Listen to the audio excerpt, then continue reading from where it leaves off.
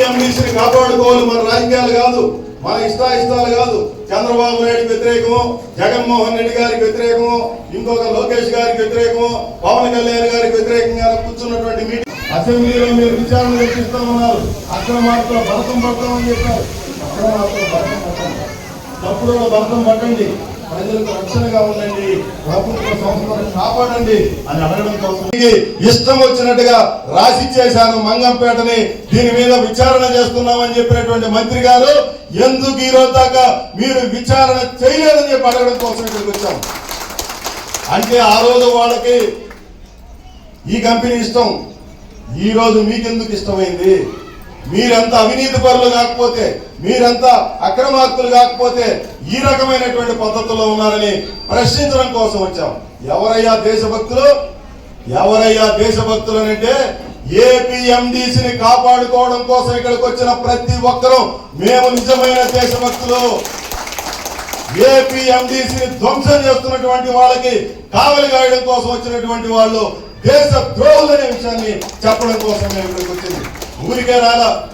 మమ్మల్ని ఏదో మా నరసింహరావు గారు వచ్చారు, ఇక్కడ ఉన్నటువంటి కొంతమంది నాయకులు ఉన్నారు, వీళ్ళందరినీ మీరు రహస్యంగా పోయి సిపిఓకి పోయి ఒక వినత పత్రం ఇచ్చేసి వచ్చేసేయండి. వినత పత్రాలు చాలా ఇచ్చినాం. ఇప్పుడు వచ్చింది శ్రీకృష్ణుడు మహాభారతానికి ముందు రాయబారానికి ఎందుకు వచ్చాడు? 10 ఊళ్ళు ఇవ్వండి, వాళ్ళు యుద్ధం వద్దని అంటారని చెప్పి పాండవుల తరఫున చెప్పడానికి వచ్చాడు. మేము వచ్చింది కూడా రాయబారానికి ప్రజలతో. ఏపీఎండీసీని రక్షిస్తారా లేదంటే మమ్మల్ని రక్షించుకోమంటారా అని చెప్పి పోవడానికి వచ్చారు తప్ప మాకేం పని లేక ఇక్కడికి రాలా. ఈ విషయాన్ని అర్థం చేసుకోవాలని చెప్పి ఇక్కడ ఉన్నటువంటి యావత్ అధికార యంత్రాంగానికి చెప్తున్నాం. మా బాధ ఏంటంటే ఇక్కడ ప్రజల ఓట్లతో గెలిచినటువంటి ప్రజాప్రతినిధులు మాట్లాడరు, ఇక్కడ ఉన్నటువంటి ఎమ్మెల్యే మాట్లాడి ఇదేమో అధికార పార్టీ కూటమిలో నాయకుడు అయితే అయ్యుండొచ్చు అని చెప్పడం కోసం ఇక్కడికి వచ్చింది తప్ప మాకేమి పని పాటలేక ఇక్కడికేమి రాలా. మాకు చాలా పనులు ఉన్నాయి, చాలా పెద్ద పెద్ద ఉద్యమాలు నడపడానికి అవసరమైనటువంటి ఎన్ని కూడా ఉన్నాయి. నరసింహరావు గారు విజయవాడ నుంచి వచ్చినా, ఇక్కడ ఉండే పెద్ద మనుషులందరూ వచ్చిన ఉద్దేశం ఇది. అందుకని ఈ పరిరక్షణ కమిటీ తరఫున ఎందుకు ఏమి చేస్తున్నామనే విషయాలు చెప్పడం కోసమే నేను ఇంత వివరంగా చెప్పింది. అందుకనే పోలీసు ఉన్నతాధికారులు కూడా ఆలోచించండి. ఇక్కడ వచ్చి ఏదో ఒక రకంగా సభను అలంకరించిన రాష్ట్ర నాయకులు నరసింహరావు గారికి మరియు ఇక్కడ కర్ణాటక మురళి గారికి మరియు మిల్లర్స్ యూనియన్ అధ్యక్షుడు విశ్వేశ్వరనాయుడు గారికి మరియు ఎక్కడెక్కడ నుండి ఈ ఏపీఎండీసీని సంరక్షించడానికి మా వంతు సాయంగా వచ్చిన ప్రతి ఒక్క కార్మికులకు మరియు ప్రజలకు, మిల్లర్స్కి అందరికీ నా నమస్కారము. ఇప్పుడు ఇక్కడ సమావేశం కావడానికి అందరి ఉద్దేశం కూడా ఏపీఎండీసీని కొంతకాలం మినిమం 20 ఏళ్ల పాటన్నా కాపాడుకుందాము అనే ఉద్దేశము. ఈ కాపాడడం వల్ల మా మిల్లర్స్ కానీ ఇప్పటికీ మిల్లర్స్ కేవలం అప్పులు బ్యాంక్ అప్పులు కూడా కట్టలేని పరిస్థితిలో ఉన్నారు. అదే మాదిరిగా ఇప్పుడు తీసుకున్న ఉద్యోగస్తులు ఈరోజు మేము ఇచ్చినటువంటి పిలుపు చలో ఏపీఎండీసీ అనే కార్యక్రమం జయప్రదమైంది. అనేక ఆటంకాలు కల్పించారు పోలీసులు, ఇక్కడికి రానివ్వకుండా తీవ్రమైనటువంటి ఇబ్బందులు పెట్టారు. ఇదేదో పాకిస్తాను భారత్ మధ్య ఒక సరిహద్దు రేఖ ఉంటుంది, ఆ మాదిరి ఎక్కడికక్కడ బ్యారికేడ్లు పెట్టి వందలు చూడండి. అక్కడ ఉన్నటువంటి ఉద్యమంలో పాల్గొన్నటువంటి వాళ్ళు ఎంతమంది, పోలీసులు ఎంతమంది చూస్తున్నారు. మేము కోరుతున్నది ఏమంటే మేమేమి కొత్త డిమాండ్లు ఏమి ఇక్కడ అడగడంలే.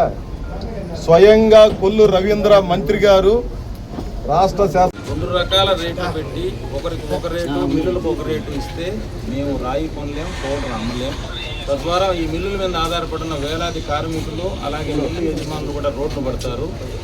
2 రకాల రేట్లు అనేది పెట్టు, ఒకే ఖనిజానికి ఒకే రేటు నిర్ణయించండి. ఒకే రేటుకే పెద్దలు నరసింహరావు గారు చెప్పినట్లు అతి త్వరగా ఖనిజాన్ని ఖాళీ చేసి ఏపీఎండీసీని ప్రపంచ చిత్రపటంలోనూ ముగ్గురాయి భారతదేశ ఇది లేకుండా స్థానమే లేకుండా జరిగేటట్టు కాకుండా ఏదో ఆదరాబాదరాగా తొందరగా ఖాళీ చేసి ఏపీఎండీసీ మూసేసే పరంగా కాకుండా మన దగ్గర ఉన్న నిల్వలు, మిల్లులు, కార్మికులు అందరి భవిష్యత్తును దృష్టిలో పెట్టుకొని పొరపాటునో గ్రహపాటునో జరిగి ఉంటే సరిదిద్ది అన్నీ చర్చించి మళ్ళీ ఫ్రెష్గా టెండర్లు నిర్ణయించి మిల్లులకు, కార్మికులకు, అలాగే ఎక్స్పోర్టర్లకు అందరికీ కూడా న్యాయం జరిగే విధానాన్ని తీసుకురమ్మని చెప్పని మీ అందరి ద్వారా ప్రభుత్వాన్ని కోరుకుంటున్నాం.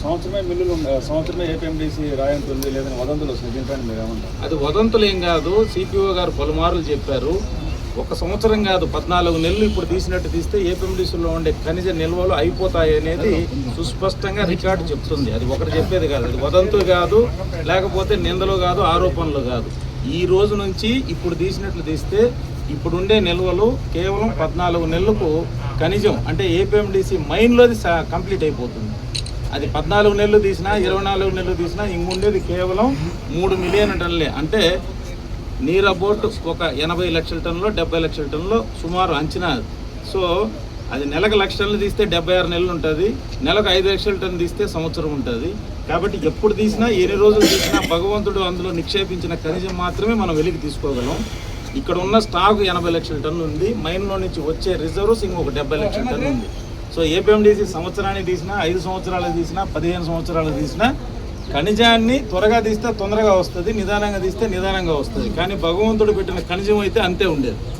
దాన్ని దృష్టిలో పెట్టుకొని స్టాక్స్, భూగర్భంలో ఉండే ఖనిజం 2 బేరీజ్ వేసుకొని ఈ ప్రాంత మనుగడకు, ఇక్కడున్న కార్మికులకు, ఇక్కడున్న మిల్లర్స్కు, ఇక్కడ ఉన్న ఈ కడప జిల్లాలోని మరిన్ని వార్తా విశేషాల అప్డేట్స్ కోసం మా SCN న్యూస్ ఛానల్ను తప్పకుండా చూడండి.